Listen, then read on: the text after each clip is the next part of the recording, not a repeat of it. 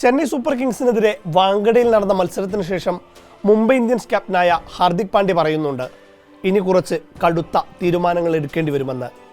കടുത്ത തീരുമാനം ക്യാപ്റ്റനാണോ അതോ മാനേജ്മെൻ്റ് ആണോ എടുത്തതെന്നറിയില്ല. എന്തായാലും ഹാർദിക് പാണ്ഡ്യ ലക്നൌവിനെതിരായ മത്സരത്തിൽ വാങ്കഡയിൽ കളിച്ചില്ല. പകരം സൂര്യകുമാർ യാദവാണ് മുംബൈ ടീമിനെ നയിച്ചത്. ടോസിൻ്റെ സമയത്ത് പാണ്ഡ്യയ്ക്ക് നല്ല സുഖമില്ല, അതിനാൽ താൻ അദ്ദേഹത്തിൻ്റെ റോളിലേക്ക് വന്നതാണെന്ന് മാത്രമായിരുന്നു സൂര്യയുടെ വാക്കുകൾ. അതിനുശേഷം ടീമിൽ വരുത്തിയിട്ടുള്ള മാറ്റങ്ങളെക്കുറിച്ചാണ് സൂര്യ പറഞ്ഞത്. 5 മത്സരങ്ങൾക്ക് ശേഷം ഇമ്പാക്ട് പ്ലെയറായി രോഹിത് ശർമ്മ ഇറങ്ങുകയും തിളങ്ങുകയും ചെയ്തതോടെ ചിലരെങ്കിലും പറയാൻ തുടങ്ങി, ശരിക്കും മാനേജ്മെൻറ്റ് ഹാർഡ് കോൾ എടുത്തതാണോ എന്ന്, പാണ്ഡ്യയോട് മാറി നിൽക്കാൻ പറഞ്ഞതാണോ എന്ന്. സീസണിൽ ഇത് 2ാം തവണയാണ് ഹാർദിക് മാറി നിൽക്കുന്നത്. മുൻപ് ഡൽഹി ക്യാപിറ്റൽസിനെതിരായ മത്സരത്തിലും പാണ്ഡ്യ കളിച്ചിരുന്നില്ല. അന്നും സൂര്യകുമാർ യാദവാണ് ടീമിനെ നയിച്ചത്. ലക്നൌവിനെതിരെ പാണ്ഡ്യ ഇല്ലാതിരുന്നതോടെ അദ്ദേഹത്തെ മാറ്റിയെന്ന തരത്തിൽ അഭ്യൂഹങ്ങൾ പരന്നു.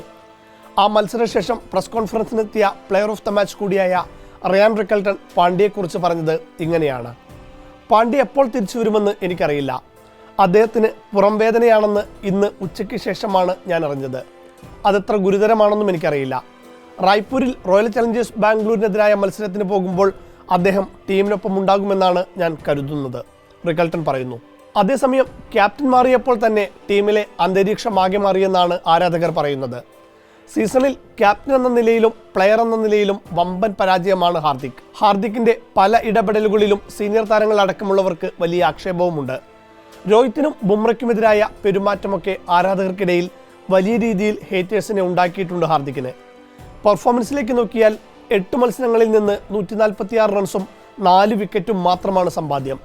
ഇതിൽ പല മത്സരങ്ങളിലും ബാറ്റ് ചെയ്യുമ്പോൾ കണക്ട് ചെയ്യാൻ പോലും അദ്ദേഹത്തിന് കഴിഞ്ഞിരുന്നുമില്ല. മാത്രമല്ല, ഹാർദിക് ഇല്ലാതിരുന്ന LSGക്കെതിരായ ഈ മത്സരത്തിൽ രോഹിത് ശർമ്മ അങ്ങോട്ട് ആവശ്യപ്പെട്ട് ഇറങ്ങിയതാണെന്ന റിപ്പോർട്ടുകളും വരുന്നുണ്ട്.